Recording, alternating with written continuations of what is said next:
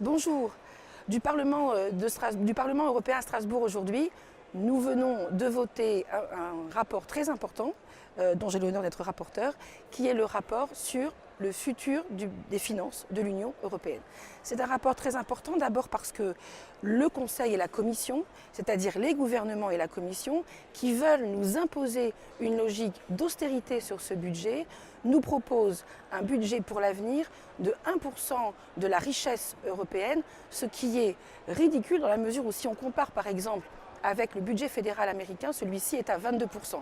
Donc vous voyez qu'avec 1%, on ne peut pas faire grand-chose. Et donc nous avons décidé au Parlement de faire une contre-proposition, alors que ce n'est pas dans les traités, une contre-proposition qui clairement est extrêmement sérieuse dans la mesure où elle reprend les politiques et elle les chiffre une par une. C'est la première fois que le Parlement fait ce type de contre-proposition chiffrée.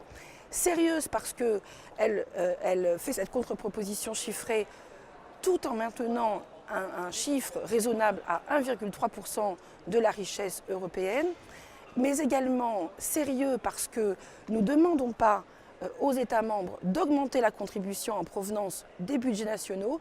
Nous proposons des ressources propres pour financer ce budget européen. Et enfin, parce que nous écoutons les citoyens, nous mettons en route leurs priorités, la question du changement climatique, la question de l'emploi des jeunes, la question de la lutte contre la pauvreté infantile, etc. Et donc nous sommes prêts, nous avons une très large majorité, plus de 2/3 du Parlement a voté en faveur de ce contre-rapport, de ce contre-budget de l'Union européenne.